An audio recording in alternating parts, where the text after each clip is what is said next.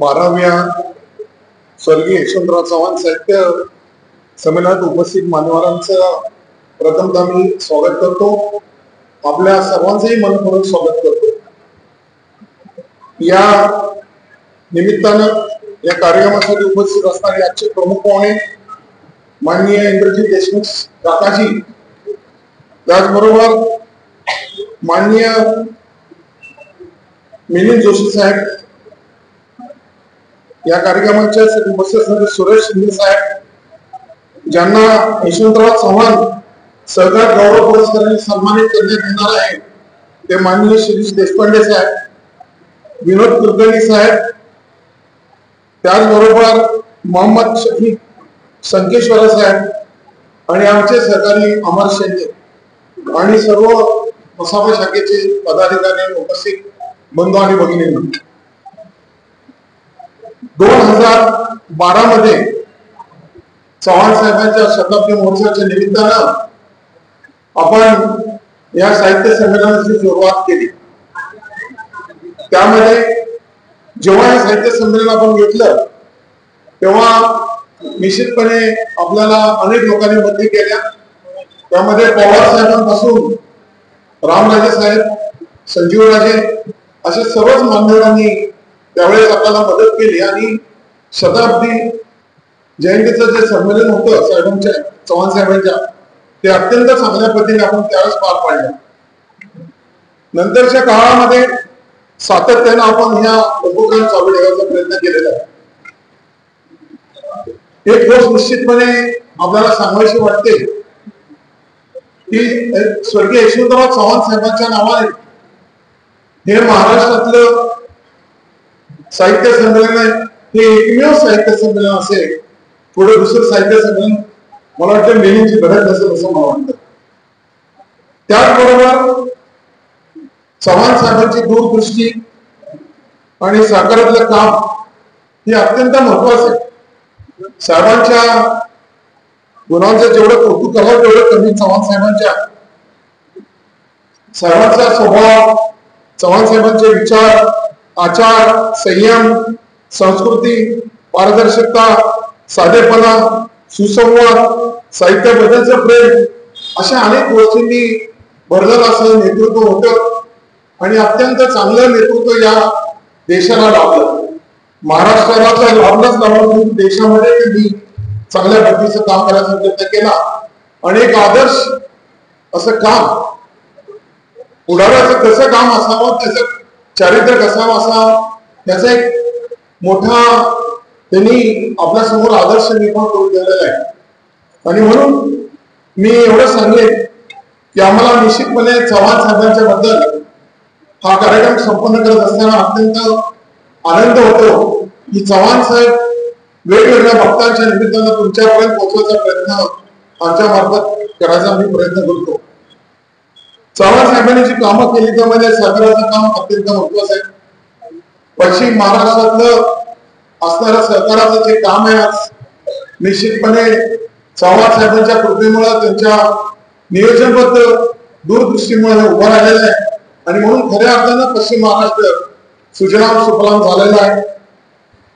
आणि अशा या साहेबांच्या नावाने आम्ही सहकारात गेली 35-40 वर्ष काम करतो, म्हणून आम्ही चव्हाण साहेबांच्या नावानं सहकार भूषण पुरस्कार आम्ही जाहीर केला आणि तो 2013 पासून सुरू झाला। वेगवेगळ्या विषयाला धरून आम्ही हे साहित्य संमेलन दरवर्षी करण्याचा प्रयत्न करतो आणि हे साहित्य संमेलन पार पाडण्यासाठी निश्चितपणे महाराष्ट्र साहित्य परिषद, सद्गुरू प्रतिष्ठान आणि श्रीराम एज्युकेशन सोसायटी या संस्थांचं अत्यंत मोठा तन मन धनाने सहकार्य होतं। म्हणूनच आम्ही हे दरवर्षी करण्याचा प्रयत्न करतो आणि त्याला आम्हाला यश येतं। शेवटी आपल्याला निश्चितपणे सांगितलं पाहिजे की या कार्यक्रमाच्या निमित्तानं शेवटी गुण व आदर्श नवीन तरुण पिढी,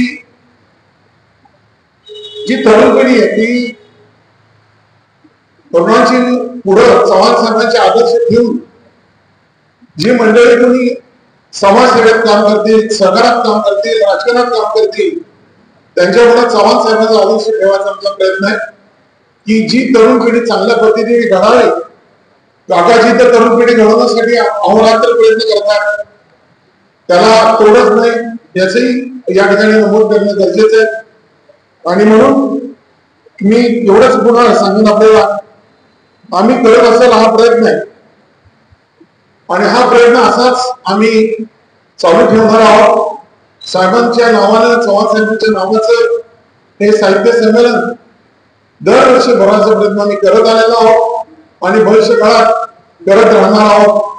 या निमित्तानं निश्चितपणे आपल्याला सांगितलं पाहिजे की या कार्यक्रमासाठी जिल्हा परिषदेचे सातारा उपशिक्षणाधिकारी रवींद्र खंदारे साहेब उपस्थित आहेत, स्टेजवर आहेत, त्यांचे मी बरोबर स्वागत करतो आणि एवढीच आपल्याला ग्वाही देतो, या निमित्तानं फलटणमध्ये जे साहित्याची चळवळ सुरू झालेली आहे, या चळवळीच्या मागचं पाठबळ निश्चितपणे जाहीर केलं पाहिजे आणि ते आहे रवींद्र गडकरी. या फलटण शहरामध्ये सांस्कृतिक, कलात्मक, आध्यात्मिक, साहित्यिक या ज्या गोष्टी घडवायचा प्रयत्न आपण गेली 30 वर्ष करतोय, 35 वर्ष, त्याला रवींद्रांची साथ ही निश्चितपणे मिळते. आणि आता तर आमच्याबरोबर सचिन भाई आलेले, त्यामुळं या साहित्य संमेलनाच्या कामाला अत्यंत सोयीस्कररित्या आम्हाला काम करणं शक्य होऊ लागलेलं आहे, याची नोंद मी या ठिकाणी करतो. मी एवढंच सांगेन, आमच्या विनंतीला मान देऊन आपण या ठिकाणी आलेला आहात, त्यात खास करून काकाजी उपस्थित आहेत आणि नेहमीच्या पद्धतीने शासकीय अधिकारी म्हणतात की अडचणी असतात आणि म्हणून शरद गोसावी साहेब यांनी निमंत्रण स्वीकारून सुद्धा त्या उपस्थित राहू शकले नाही. शिक्षण मंत्र्यांची मीटिंग लागली आणि त्यांचा मेसेज आज आला. या कार्यक्रमासाठी अजित दादांनी शुभेच्छा दिलेल्या आहेत. याबरोबरच Nagaraj Yashini Nagaraj madam, CO madam दुपारीच्या सत्राला उपस्थित राहणार आहेत, त्यांच्याही मागे मीटिंग आहे. कसं होतं ते आपण प्रयत्न करणार आहोत. आणि म्हणून मी एवढंच सांगेन, सरकारात काम करत असताना निश्चितपणे बुलढाणा अर्बन बँकेचे सर्व माननीय देशपांडे साहेब यांचं नेहमीच आम्हाला सरकारात मार्गदर्शन होतं. महाराजा मल्टी स्टेटसाठी केव्हाही आम्ही त्यांना फोन केला तर ते मल्टी स्टेटच्या संबंधातले सगळे मार्गदर्शन अत्यंत चांगल्या पद्धतीने करतात, सरकार वाढण्यासाठी प्रयत्न करतात. आज महाराष्ट्रात सर्वात सुंदर संस्था जी आहे त्यामध्ये चांडक साहेबांचं श्रेय आहे, परंतु निश्चितपणे देशपांडे साहेबांचं त्यांना सहकार्य आहे. आणि म्हणूनच ती बुलढाणा अर्बन बँक असो, मल्टी स्टेट असो, या सर्व संस्था चांगल्या पद्धतीने काम करत आहेत.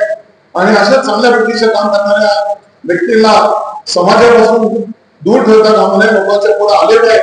म्हणून आम्ही महाराजा मल्टी स्टेट पुरस्कृत जो सरकार भूषण पुरस्कार आहे तो यावर्षी आपण त्यांना देणार आहोत. तेही आमच्या विनंतीला मान देऊन या ठिकाणी उपस्थित राहिले, त्याबद्दल मी त्यांचं मनपूर्वक स्वागत करतो. पुन्हा एकदा स्टेजवरील सर्व मान्यवरांचं मनपूर्वक स्वागत करतो आणि मार्गदर्शन करतो. धन्यवाद सर. यासाठी आजच्या औपचारिक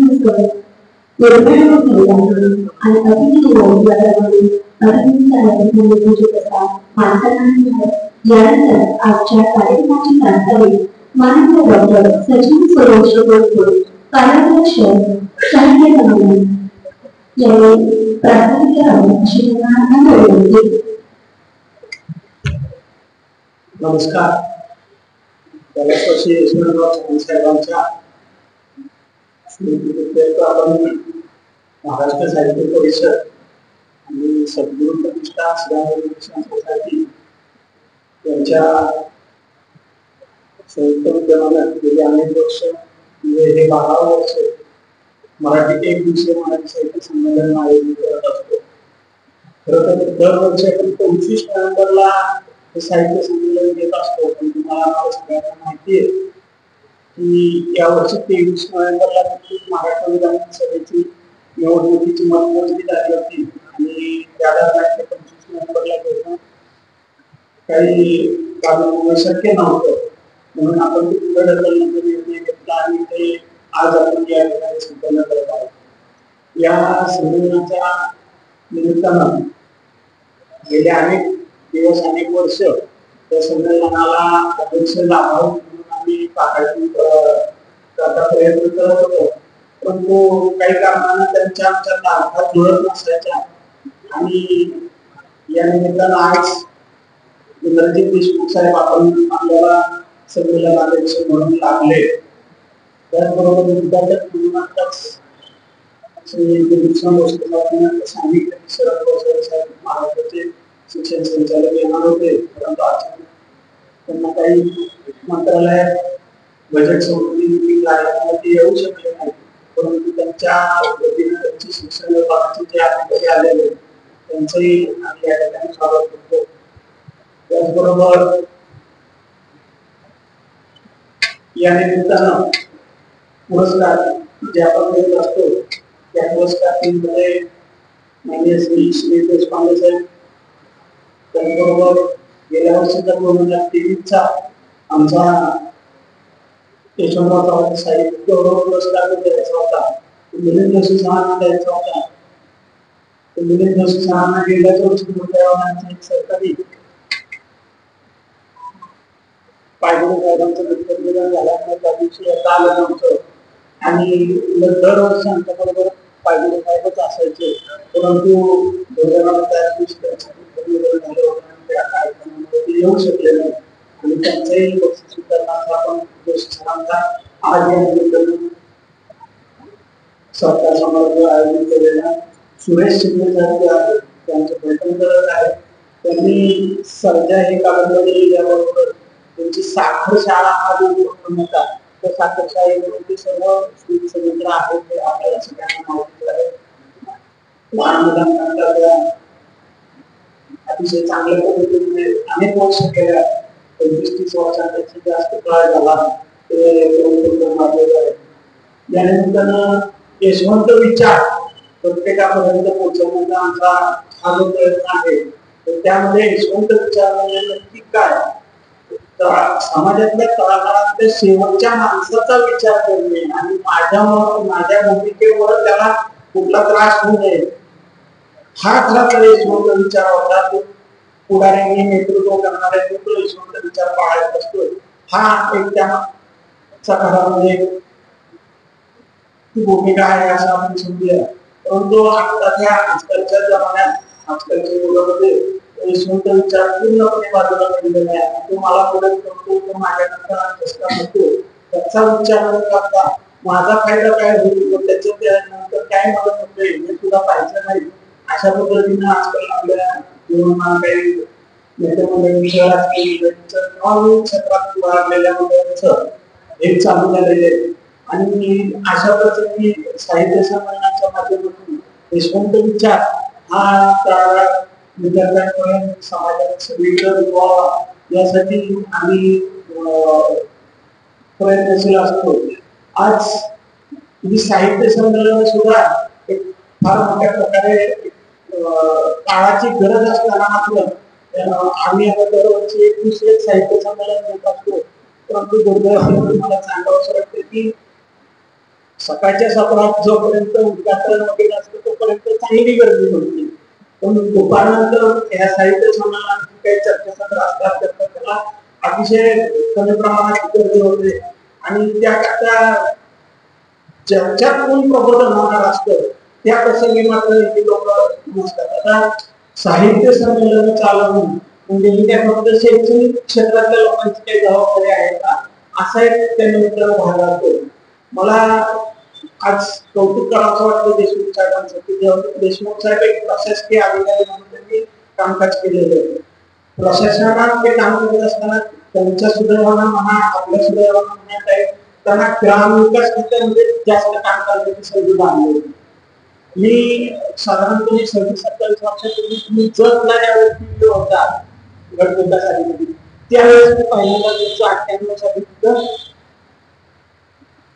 तुमचं मार्गदर्शन त्यावेळेस पहिल्यांदा होतं आणि त्यानंतर मी पुन्हा एकदा डिस्ट्रिक्ट प्रेसिडेंट म्हणून निवडून आल्यानंतर मी पुन्हा एकदा जतला कार्यक्रम घेतला होता. त्यावेळेस 2000 साली मला वाटते मिठ्यामध्ये गट विकास अधिकारी होता.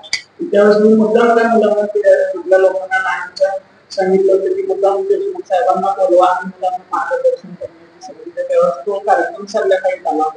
पहिला कार्यक्रम तुमचा गुड्डापूरला त्या ठिकाणी झाला. अशा पद्धतीने आम्ही अनेक वर्ष केले.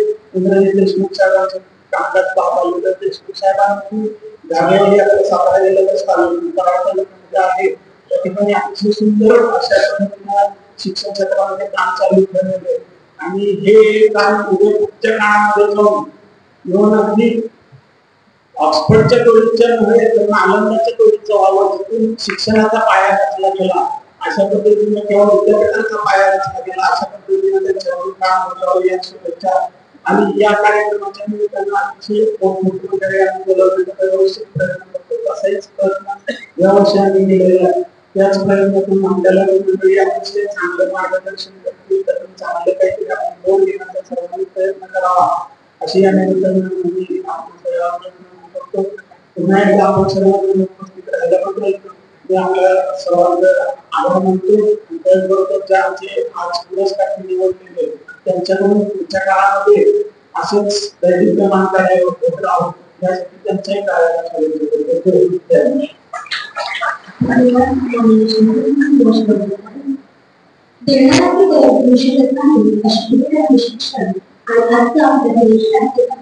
शिक्षण औपचारिक परिचय माननीय श्रीपाद माननीय प्राचार्य श्री रवींद्र रेड्डीकर, माजी अध्यक्ष महाराष्ट्र साहित्य परिषद खंड यांनी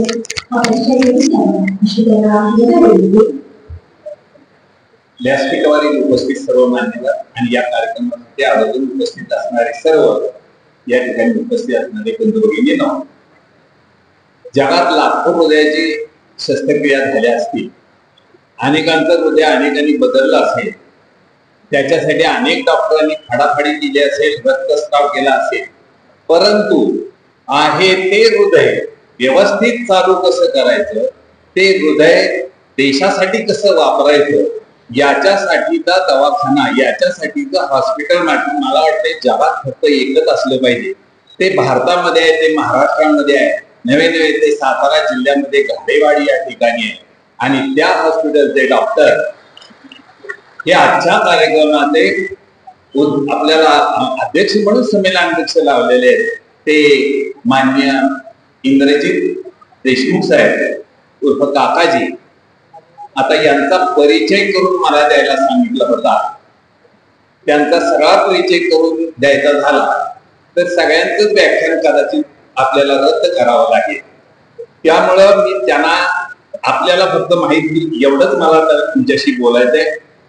मित्रांनो, हा माहुली या गावी जन्माला आलेले, त्यांचं जन्मदिनांक 19/10/1965 साली जन्माला. मी मुद्दाम तारीख सांगतोय. या ठिकाणी अनेक तरुण आहेत, त्या तरुणांची कदाचित हृदयाची स्वप्न झाली असतील.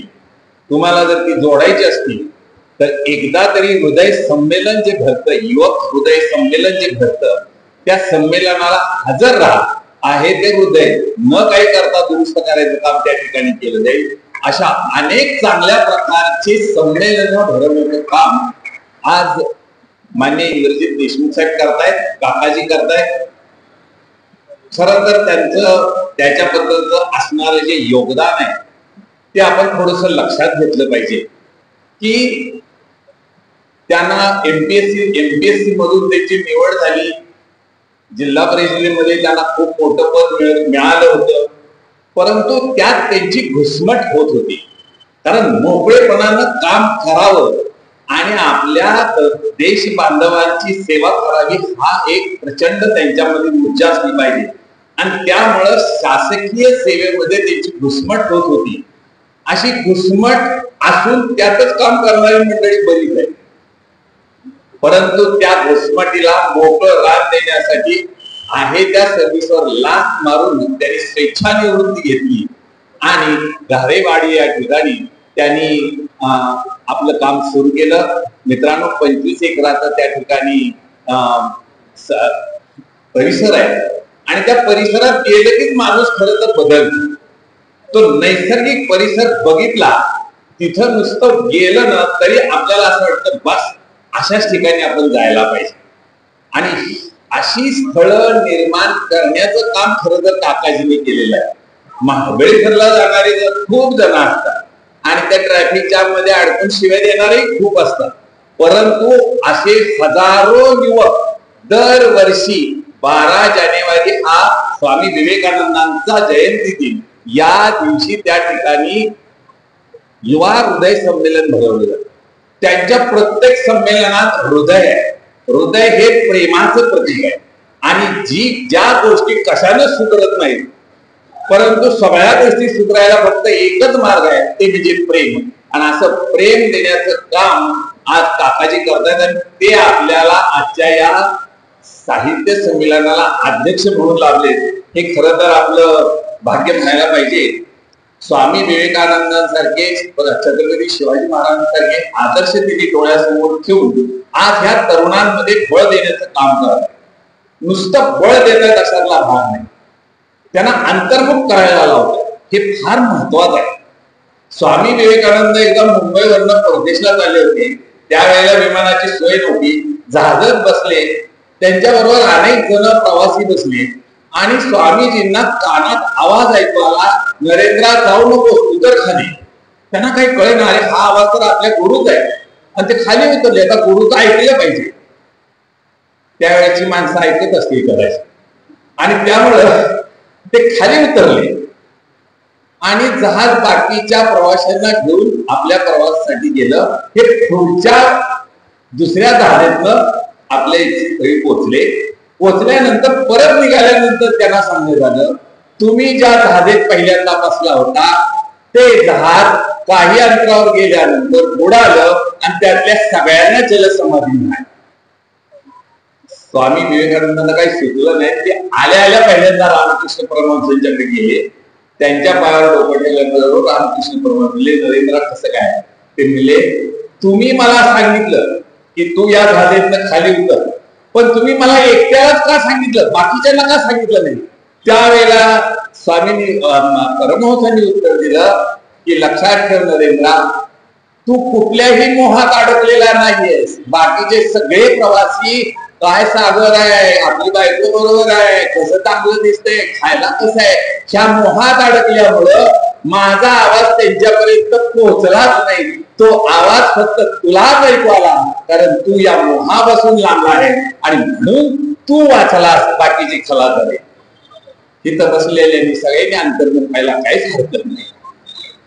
आणि त्यामुळं आज काकाजींचं व्याख्यान ऐकायला मिळायचं म्हटल्यानंतर खरं तर खूप दिवसात वाट बघत होतो. त्यामुळं आज तो योग आलेला आहे. मी काकाजींची ह्याच्यापेक्षा जास्त ओळख करून देणं मला अप्रस्तुत वाटतंय. आज दुसरे पाहुणे आहेत ते म्हणजे मान्य प्राध्यापक मिलिंद जोशी. आजचे नियोजित आपले जे उद्घाटक होते त्यांना कामामुळे येता आलं नाही आणि ती संधी मिलिंद जोशीने घेतली. खरं तर हा महाराष्ट्र साहित्य परिषदेची माणसं खरं तर लय नशिबवान आहेत असं म्हणायला हरकत. त्यांना ही संधी चालून येते आणि अशी संधी प्राध्यापक मिलिंद जोशींना मिळाली आहे. ते आपल्याला फार अपरिचित असा भाग नाही. आणि 3 शिवाजींचा त्यांच्यावर संस्कार झाले. 3 शिवाजींचा संस्कार झाले आत्ताच्या शिवाजींचा. एक म्हणजे आपल्या विद्यापीठ भारतीय विद्यापीठाचे शिवाजीराव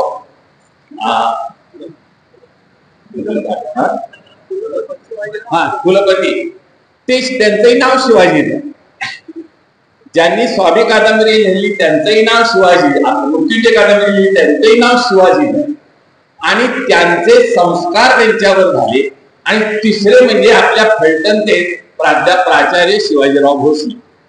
आणि हा परिणाम त्यांच्यावर एवढा झाला की त्यांनी आपल्या जीवनामध्ये हे आदर्श दुराशी बाळगून अनेक पुस्तकांचं लेखन केलेलं आहे. त्यांनी अनेक ठिकाणी खरं तर हा माणूस तसं बघायला गेलं तर अतिशय सामान्य कुटुंबावरती आला, परंतु स्वतःच्या ताकदीवर त्यांनी महाराष्ट्र साहित्य परिषदेमध्ये जे पद मिळवलं ते पद इतक्या कमी वयात मिळणारा हा पहिलाच माणूस आहे. आणि असा माणूस माझा आपल्याला उद्घाटन मिळालेला आहे. त्यामुळं आम्हालाही त्यांच्याबद्दल खूप आदर आहे. मित्रांनो, त्यांच्या अनेक कथा संग्रहाचा साहित्यातलाच माणूस आहे म्हटल्यानंतर खूप त्यांचे कथा संग्रह वगैरे प्रसिद्ध आहे. पण त्यांचं व्याख्यान ऐकणं हा एक आनंद फार वेगळाच आहे. आणि त्यांचं व्याख्यान ऐकताना सारखे प्राचार्य शिवाजीराव भोसले आपल्याला दिसल्याशिवाय राहणार नाही. त्यांच्यावर त्यांचा खूप त्यांच्यावर परिणाम झालाय असं म्हटलं तर फारसं वावरणार नाही. तेव्हा त्यांच्याबद्दल एवढी माहिती पुरेशी आहे.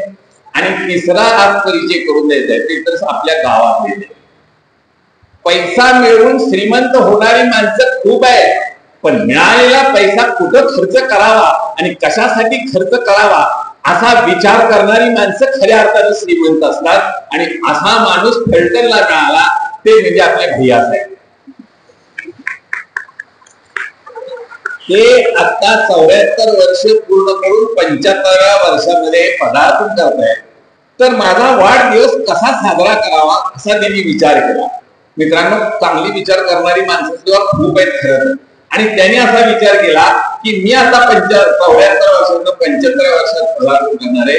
मी या फलटणकरांसाठी 6 कार्यक्रम असे घेणार आहे की ज्याच्यासाठी काय होईल तेवढा खर्च करायला मी तयार आहे, परंतु या फलटणकरांसाठी ते म्हणजे समाजाची बांधिलकी कशी आपल्याला त्याच्या ऋणातून मुक्त व्हायचं झालं तर काय करता येईल. खरं तर त्यांनी फलटणमध्ये अनेक संस्था उभ्या केल्यात, सहकारी संस्था उभ्या केल्यात. महाराजा मल्टीस्टेट असेल, महाराजा उद्योग समूह असेल, शिक्षण संस्था अनेक उभा केलेल्या आहेत. आपलं हनुमंतराव पवार हायस्कूल आहे, ब्रिलियंट हायस्कूल आहे, अशा शिक्षण संस्थांमध्ये त्यांनी काम केलेलं आहे. त्याचबरोबर अनेक डबघाईला आलेल्या संस्थांना सुद्धा त्यांनी बळ दिलेलं आहे. कुक्कुटपालन संस्था खरं तर बंद पडली होती, पण ती त्यांनी चालवली. श्रीराम बाजार तर मला वाटतं अख्ख्या महाराष्ट्रात प्रसिद्ध आहे असं म्हणायला हरकत नाही. फलटण मध्ये तर आहेच आहे, परंतु आता महाराष्ट्रात श्रीराम बाजारचं नाव आदराने घेतलं होतं. त्याला सगळ्यात जास्त बळ भैयासाहेबांनी दिले असं म्हटलं तर फारसं वावगं होणार नाही. असे हरभंगारी भैया साहेब ते 75व्या वर्षामध्ये पदार्पण करतायत आणि त्यांनी या पद्धतीचे कार्यक्रम आम्हाला वर्षभर करायचे असं सांगितल्यामुळे आजचा त्यातला पहिला कार्यक्रम आहे. आणि त्यासाठी त्यांनी चांगली माणसं आणत आणि आज आपल्याला माहित आहे की मराठी भाषेला अभिजात भाषेचा दर्जा मिळाला. तर त्या अर्थानं पहिले संमेलन घ्यावं असं त्यांच्या मनात आलं, बाकीच्यांच्याही मनात आलं. रवींद्र पेडकेकर आपल्या महाराष्ट्र साहित्य परिषदेमध्ये सदस्य तर आहेतच, परंतु फलटणच्या शाखेचे ते सर्व आहेत. आणि त्यांनी विचार करून असं ठरवलं की आपल्याला असं काही करता येईल का, आणि त्यातून या आजच्या कार्यक्रमाचं नियोजन झालेलं आहे. तेव्हा त्यांनी हे या फलटणकरांसाठी प्राचार्य शिवाजीराव भोसलेंच्या नावाने, त्यांचं खूप प्रेम आहे प्राचार्य शिवाजीराव भोसलेंचा, पण प्राचार्य शिवाजीराव भोसले हे सगळ्या महाराष्ट्राला, भारताला म्हणा त्यांच्या व्याख्यानामुळे झाले, म्हणून त्यांच्या नावानं व्याख्यानमाला या ठिकाणी आपण सुरू केलेली आहे. प्राचार्य शिवाजीराव भोसले व्याख्यानमाला, त्याचे काम आपल्या भैयासाहेब करतायत. आणि त्यांना भावी त्यांच्या सुनिध्य पत्नी त्यांना खूप चांगल्या प्रकारचं साथ देतात. त्यांचे काम, त्यांचे उद्योग स्वयंसिद्धासारखे महिलांना बळ देणारे उद्योग ते करतायत. आणि त्यामुळं ह्या जोडगोळीनं अशा पद्धतीनं फलटणकरांसाठी येत्या वर्षभरामध्ये खूप चांगल्या पद्धतीचे कार्यक्रम आपल्याला पाहायला मिळणार आहेत, ऐकायला मिळणार आहेत. त्याचा आपण लाभ घ्यावा अशी एक विनंती करतो. आणि जास्त न बोलता याच ठिकाणी मी थांबतो. धन्यवाद. जय गुरु. परिचय या तीन पावलांचा त्यांनी करून दिला आहे. आणि अमृत महोत्सवी वर्षात जे पदार्पण आहे त्याच्याबद्दल एवढं सांगितलं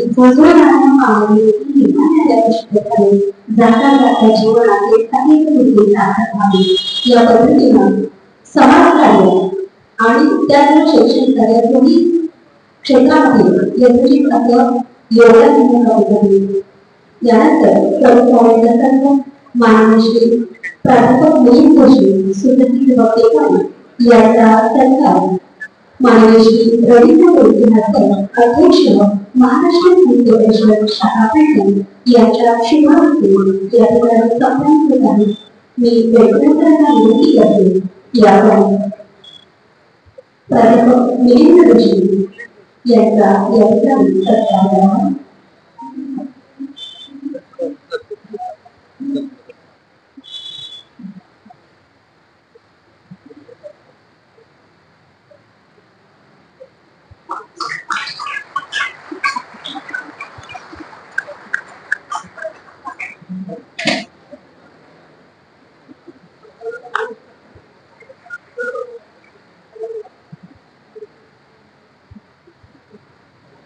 आजच्या कार्यक्रमाचे संमेलनाध्यक्ष माननीय श्री इंद्रजित देशमुख काकाजी यांचं मानपत्र वाचन यांचा होणार आहे.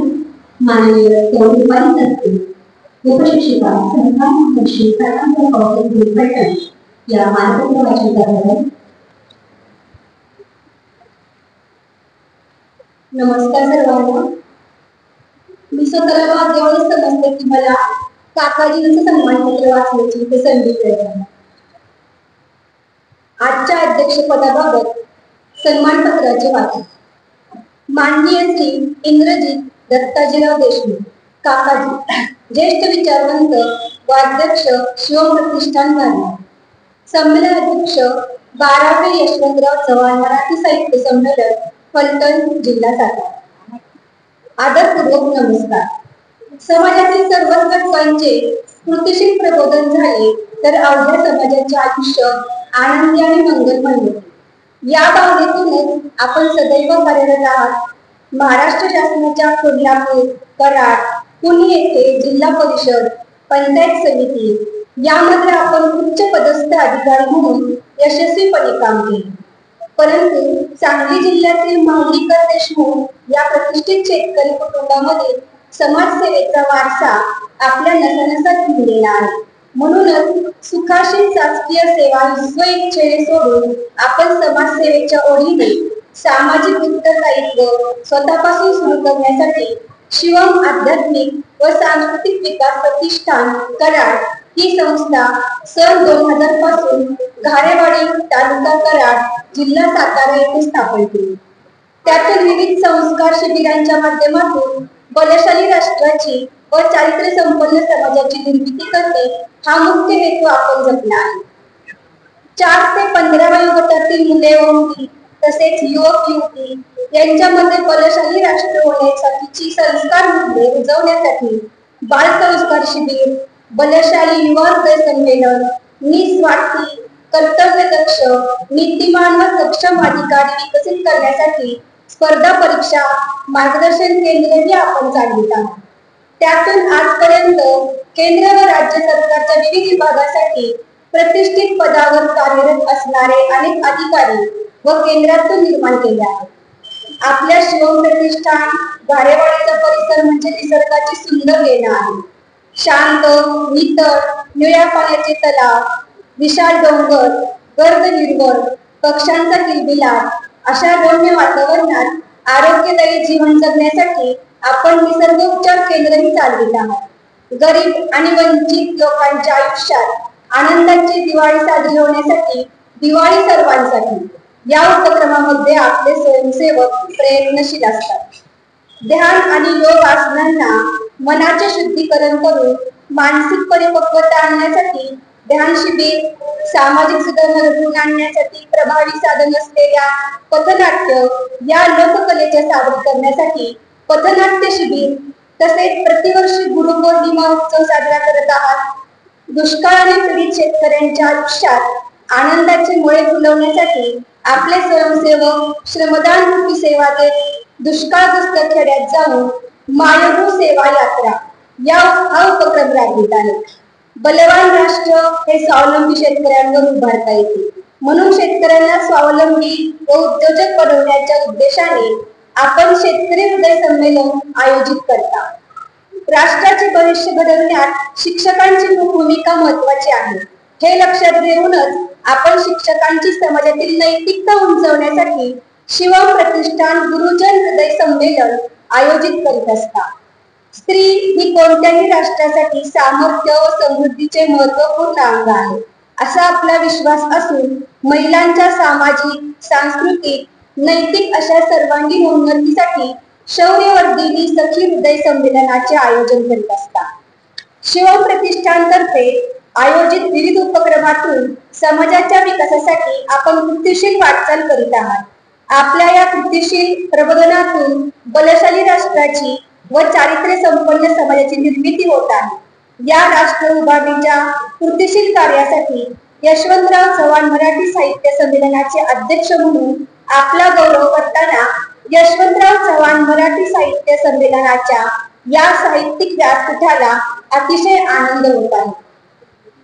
माननीय श्री दिलीप सिंह भोसले संमेलन स्वागताध्यक्ष तथा अध्यक्ष श्री सद्गुरु प्रतिष्ठान फलटण, माननीय श्री डॉक्टर सचिन सूर्यवंशी बेडके संमेलन कार्याध्यक्ष तथा मानद सचिव श्रीराम एज्युकेशन सोसायटी फलटण, माननीय श्री रवींद्र बेडघ्याळ अध्यक्ष महाराष्ट्र साहित्य परिषद पुणे शाखा फलटण, महाराष्ट्र साहित्य परिषद शाखा फलटण। धन्यवाद। यानंतर माननीय श्री देशमुख अध्यक्ष शिवम प्रतिष्ठान यांचा सत्कार माननीय श्री डॉक्टर सचिन सूर्यवंशी बेडके कार्याध्यक्ष या ठिकाणी त्यांचा यथोचित सत्कार संपन्न आहे।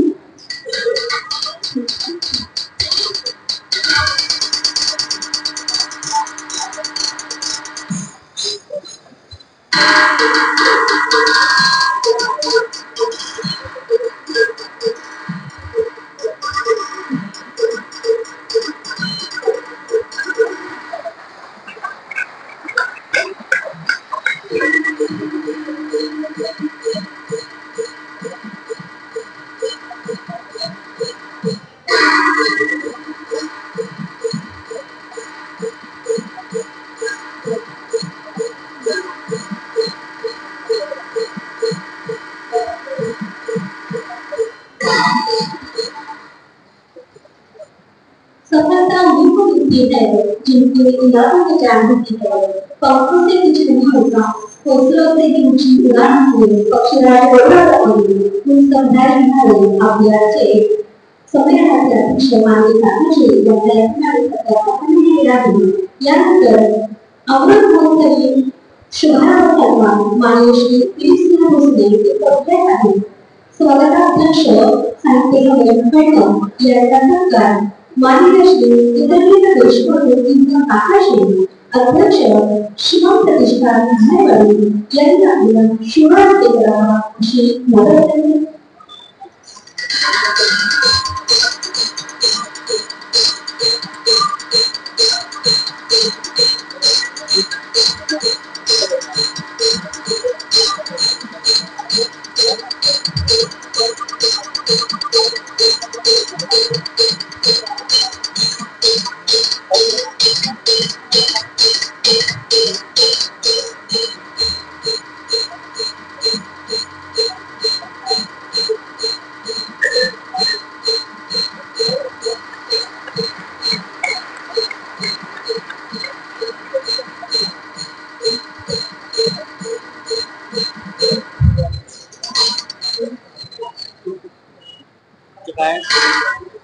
यानंतर या ठिकाणी आवाज करत असलेले माननीय श्री रवींद्र उपशिक्षक जिल्हा परिषद प्राथमिक सातारा यांचा सत्कार बेडके सर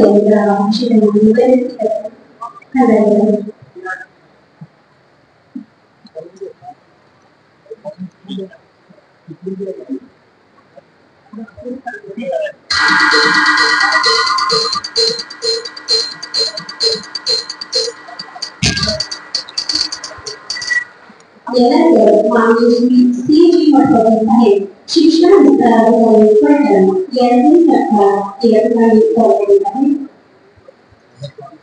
सी.जी. मठपती साहेब यानंतर संपर्क साहेब यांचाही सत्कार या ठिकाणी संपन्न झाला।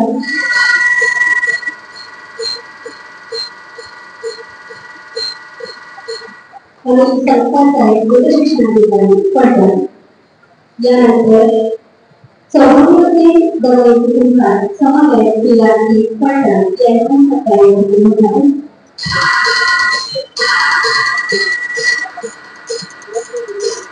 सभापती बेडके यांच्या हस्ते हा सत्कार संपन्न झाला।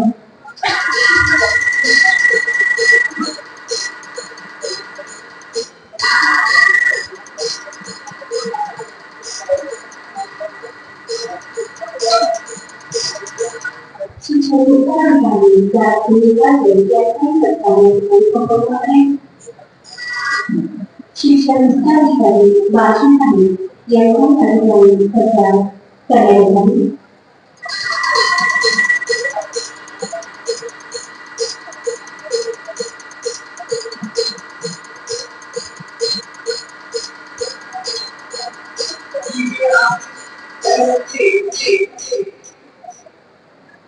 यानंतर पत्रकार श्री रोहित पाटील सामान्य लोकशाही हे करणार.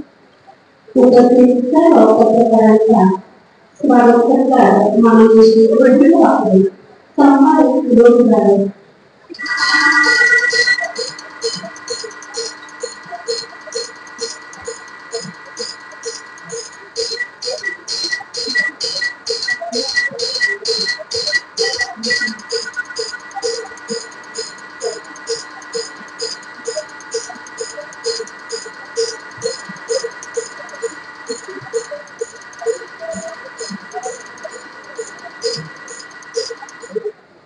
शिक्षण जिल्हाधिकारी अलका मांडे यांनी आपल्या सरकारी अधिकारी झाले.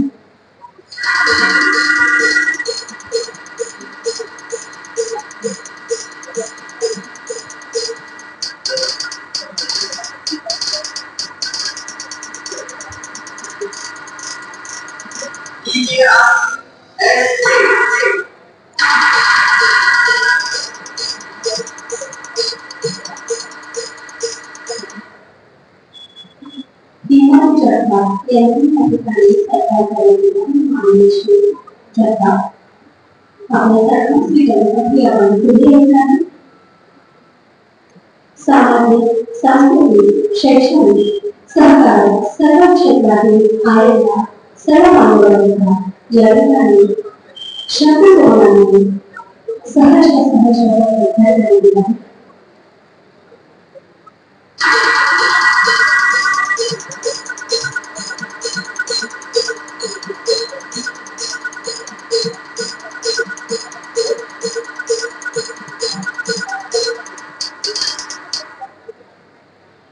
स्वर्गीय सुभाषराव जोशी गोडके यांच्या स्मरणार्थ स्वर्गीय यशवंतराव चव्हाण साहित्यिक गौरव पुरस्कार आपण या ठिकाणी प्रदान करणार आहोत. मानपत्र वाचन माननीय प्राध्यापक विजय जोशी यांचं मानपत्र वाचन करणारे माननीय श्री ताराचंद आवडकर काही बाबू मग सर्वांना सप्रेम नमस्कार. महाराष्ट्र साहित्य परिषद पुणे शाखा फलटण यशवंतराव चव्हाण मराठी साहित्य संमेलन फलटण 2023 वर्ष 11वे. स्वर्गीय सुभाष काका सूर्यवंशी बेडके स्मृती पुरस्कृत यशवंतराव चव्हाण साहित्यिक गौरव पुरस्कार सन्मान पत्राचं वाचन होत आहे.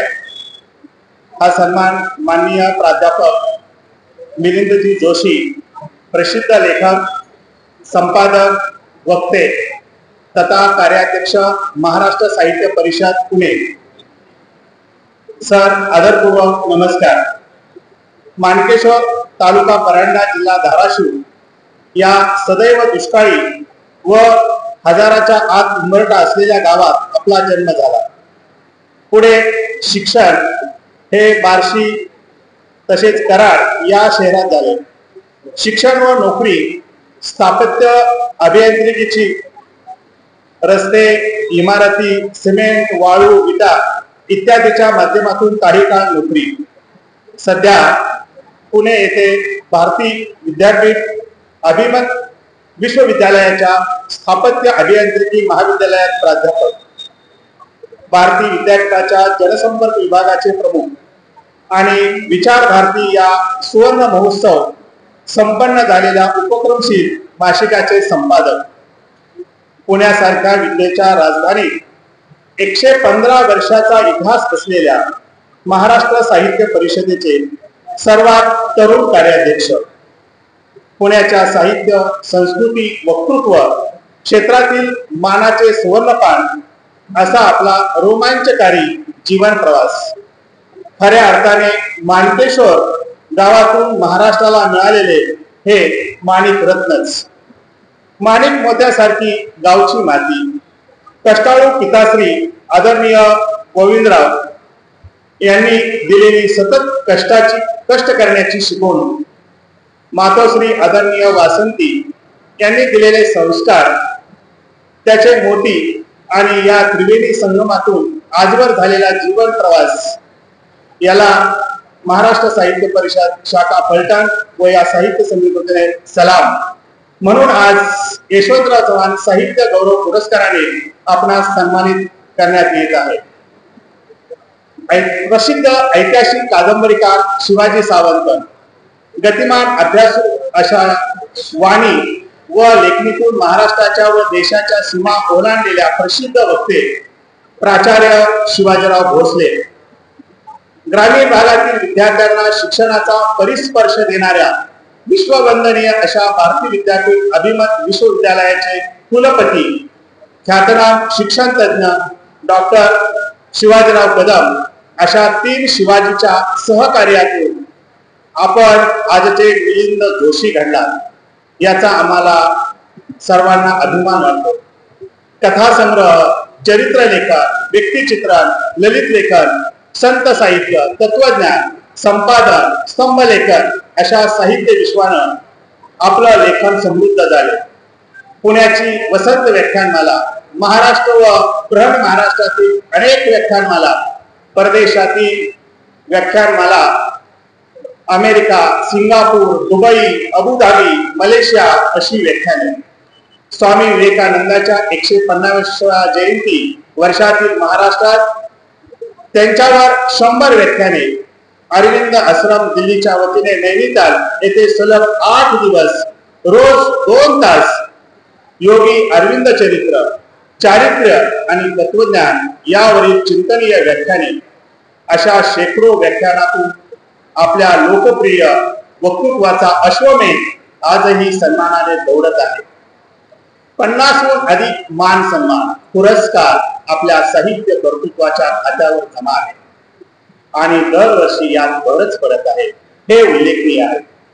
महाराष्ट्र साहित्य परिषदेचे आंतरबाह्य रंगरूप तर आपल्या कार्यकिर्दीत बदललेलेच आहे, पण अनेक नवनवे साहित्यिक उपक्रम, साहित्यिकांना पुरस्कार व सन्मान महाराष्ट्र साहित्य परिषद शाखा समृद्धी, विभागीय साहित्य संमेलने, मराठी भाषेला केंद्र शासनाच्या अभिजात दर्जासाठी आंदोलन, खेडेगावातल्या बांधावर शिवारात साहित्य संमेलने, लेखक आपल्या भेटीला, वैचारिक लेखनाने समृद्ध केलेल्या त्रैमासिक साहित्य पत्रिका याचे बदललेले आकर्षक स्वरूप इत्यादी अनेक उपक्रमामुळे महाराष्ट्र साहित्य परिषद पुणे आज महाराष्ट्रातील प्रमुख साहित्य संस्था झालेली आहे.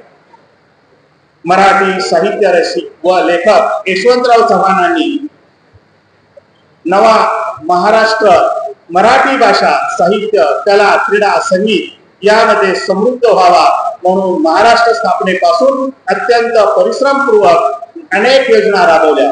या क्षेत्राला प्रोत्साहन दिले. नव्या लेखकांना सन्मान व दिग्गज लेखकांशी मैत्री हे त्यांचे खास वैशिष्ट्य.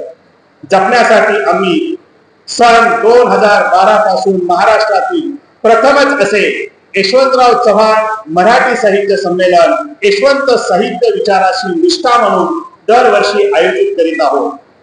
त्याच विचाराचे श्रेष्ठ पाईक म्हणून आम्ही आपणास या वर्षीचा यशवंतराव चव्हाण साहित्यिक गौरव पुरस्कार प्रदान करीत आहोत व या पुरस्काराच्या पायगुणाने आपण अखिल भारतीय मराठी साहित्य संमेलनाचे अध्यक्ष तसेच साहित्य अकादमीचे पुरस्कार यापर्यंत पोहोचावे अशी फलटणकरांच्या वतीने आपणास खास लाख लाख शुभेच्छा. शुभेच्छुक दिलीपसिंह भोसले, संमेलन स्वागत अध्यक्ष तथा अध्यक्ष श्री सद्गुरू प्रतिष्ठान फलटण, डॉक्टर सचिन सूर्यवंशी बेडके, संमेलन कार्याध्यक्ष तथा मानद सचिव श्रीराम एज्युकेशन सोसायटी फलटण, मान्य रवींद्र बेडक्याळ अध्यक्ष महाराष्ट्र साहित्य परिषद पुणे शाखा फलटण, महादेव गुंजवटे कार्याध्यक्ष, सौ अलका बेडक्याळ कोषाध्यक्ष, अमर शेंडे कार्यवाह, ताराचंद रावळे कार्यवाह महाराष्ट्र साहित्य परिषद शाखा फलटण. धन्यवाद. यशवंतराव चव्हाण साहित्यिक गौरव पुरस्कार 2013 गतवर्षी साहित्य यावर्षी यशवंतराव चव्हाण साहित्य गौरव विद्यापीठातील माननीय प्राध्यापक केली सुप्रसिद्ध पुणे यांना पुरस्कार माननीय श्री इंद्रजीत देशमुख उर्फ काकाजी ज्यांचे कन्याधीश आहेत शिवप्रतिष्ठान धुळे यांच्या स्मृती हा पुरस्कार प्रदान करण्यात येत आहे.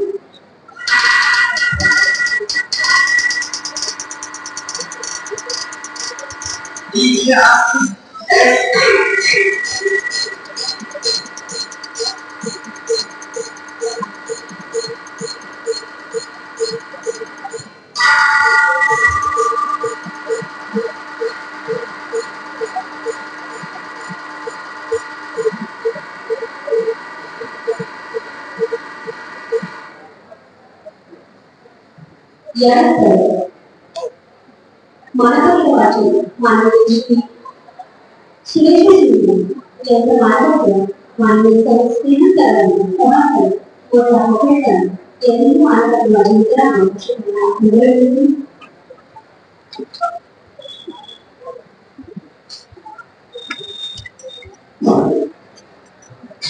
सन्माननीय व्यासपीठ आणि सर्व साहित्य प्रेमी नमो नमः. महाराष्ट्र साहित्य परिषद पुणे शाखा पलटण श्री सद्गुरू प्रतिष्ठान पलटण व श्रीरामकृष्ण सोसायटी पलटण यांच्या सहकार्याने श्री सद्गुरू महाराजा उद्योग समूहाचे शिल्पकार माननीय श्री दिलीपसिंह भोसले यांच्या अमृत महोत्सवी वर्षानिमित्त आयोजित यशवंतराव चव्हाण मराठी साहित्य संमेलन पलटण वर्ष 12 स्वर्गीय सुभाषदादा सुब्रमण्यमचे स्मृती पुरस्कृत यशवंतराव चव्हाण साहित्यिक गौरव पुरस्कार सन्मान पत्राचे वाचन होऊन सन्मानार्थी माननीय सुरेशजी शिंदेकर ज्येष्ठ साहित्यिक पलटण. आदरपूर्वक नमस्कार. जिंती तालुका पलटणचा छोट्याशा खेडेगावात बागायतदार कुटुंबाकडे स्वयंपाक करणाऱ्या आई-वडिलांच्या प्रती आपला जन्म आहे. लहानपणापासून आपण शेतमजूर कष्टकरी लोकांचे जीवन पाहत आलो. या कष्टकरी दीनदलित लोकांसाठी आपण काहीतरी केले पाहिजे, त्यांच्या व्यथा वेदना दूर केल्या पाहिजे, या वंचित कष्टकरी लोकांना शिक्षण मिळाले पाहिजे यासाठी आपण 1979 साली जागृत युवक संघटना स्थापन केली. या माध्यमातून प्रौढ शिक्षणातून गाढी जागृती या प्रकल्पाचा कार्यकर्ता म्हणून कामास सुरुवात आपण केली. या माध्यमातून आपण पलटण तालुक्यात प्रौढ शिक्षणानंतर बालवाड्या, भिंतीच्या शाळा, वाचनालय, रोजगार वर्ग, विज्ञान जागृती, पथनाट्य आणि कला पथकाच्या माध्यमातून जाणीव जागृतीचे भरीव काम केले. यातूनच उदय झाला तो ऊस तोडणी मजुरांच्या शिक्षणाची दारे खुली करणाऱ्या साखर शाळेचा. 1980 साली जगातील पहिली साखर शाळा साखरवाडी येथील न्यू पलटण शुगर वर्क्स या कारखान्यावर ज्येष्ठ विचारवंत नानासाहेब गोरे यांच्या हस्ते सुरू झाली. ही ऊस तोडणी मजुरांच्या ओळखीसाठी प्रकाशाने घेऊन जाणारी घटना होती. पुढे 1983 साली माळीनगर येथील सासवड माळी शुगर कारखान्यावर या साखर शाळेचा अभिनव उपक्रम सुरू झाला. यावेळी प्रसिद्ध साहित्यिक व ज्येष्ठ विचारवंत डॉक्टर अनिल अवचर यांनी प्रकल्पाचे कौतुक केले. 1985 साली याच कारखान्यावर आपण आरोग्य शाळा हा प्रकल्प राबवला.